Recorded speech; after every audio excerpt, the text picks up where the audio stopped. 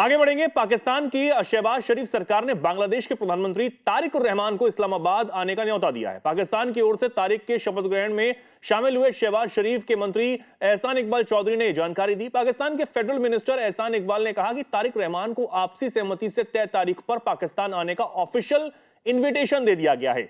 इधर भारतीय प्रधानमंत्री नरेंद्र मोदी की तरफ से भी तारिक को दिल्ली आने के लिए इन्वाइट किया गया है। पीएनपी ने फिलहाल यह साफ नहीं किया है कि तारिक किस देश को पहले विदेशी दौरे के लिए चुनेंगे, लेकिन किसे चुनना चाहिए यह समझना भी जरूरी हो जाता है। निपुण जी क्या कहेंगे? भारत से प्रधानमंत्री नरेंद्र मोदी ने जो है वो इनवाइट किया है तारिक रहमान को, और उधर पाकिस्तान ने भी इनवाइट कर दिया है। कहां जाएंगे सबसे पहले?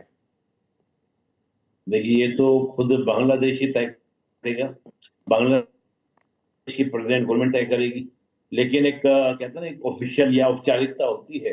भारत के द्वारा भी वेलकम करने के लिए बोला गया कि आप आइए, हम आपको वेलकम करेंगे, एक प्रोटोकॉल आप कह सकते हैं।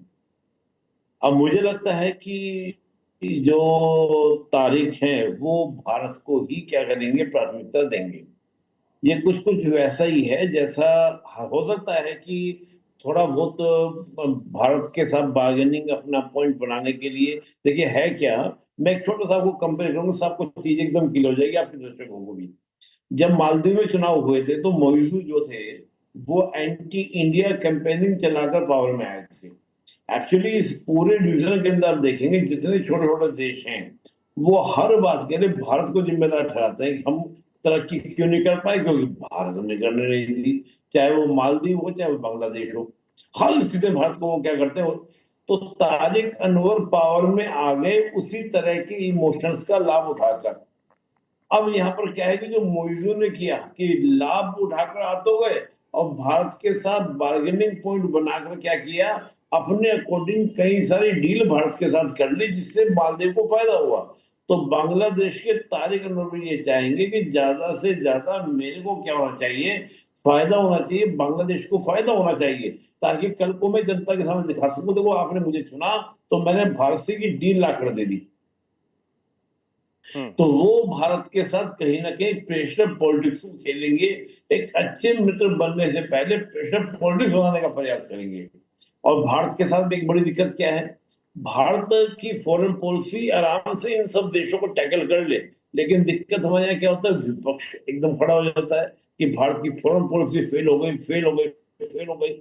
जितना ज्यादा प्रेशर हमारी सरकार के ऊपर बढ़ता है तो हमारी सरकार को फिर इन देशों की शर्तों पे आकर डील करनी पड़ जाती है, बात करनी पड़ जाती है।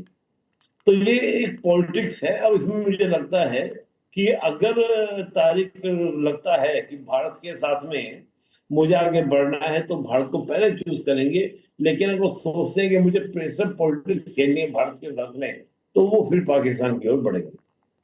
लेकिन एक बात जान लीजिए, विद इन 1 ईयर भी नहीं लगेगा, तारिक को भारत के साथ ही बेटर संबंध बनाने पड़ेंगे। इसकी वजह इतनी है क्योंकि ज्योग्राफी बांग्लादेश की इजाजत नहीं देती भारत से दूर जाने की। अटल बिहारी वाजपेयी ने कहा था कि हम अपने मित्र बदल सकते हैं लेकिन पड़ोसी नहीं। क्यों? पड़ोसी ज्योग्राफिकली हमारे साथ क्या होते हैं, कनेक्ट होते हैं, यानी जुड़े होते हैं। लेकिन अगर पाकिस्तान चुन लिया पहले जाने के लिए तो नहीं, अगर पाकिस्तान चुन लिया तो उसका मतलब ये होगा कि पाकिस्तान को प्राथमिकता देंगे। लेकिन प्रश्न उठता है कि पाकिस्तान के पास देने के लिए क्या है, पाकिस्तान क्या दे सकता है बांग्लादेश को। सिर्फ इसलिए आप पाकिस्तान को चूज करेंगे जिससे मैं भारत के ऊपर एक प्रेशर क्रिएट कर सकूं, ताकि भारत के साथ में मैं जो आगे समझौते करूं वो समझौते बांग्लादेश की शर्तों पर हो, ना कि पाकिस्तान, ना कि भारत की शर्तों पर। बिल्कुल, पाकिस्तान के पास सिर्फ आतंकी देने के अलावा कुछ नहीं है। और अगर बांग्लादेश को यह समझ आता है, तारिक रहमान को यह समझ आता है, तो वो भारत को ही पहले आने के लिए जो है वो चुनेंगे। देखना होगा कि बांग्लादेश की तरफ से जो आधिकारिक घोषणा होगी तारिक रहमान की पहली विजिट की, उसमें क्या होता है।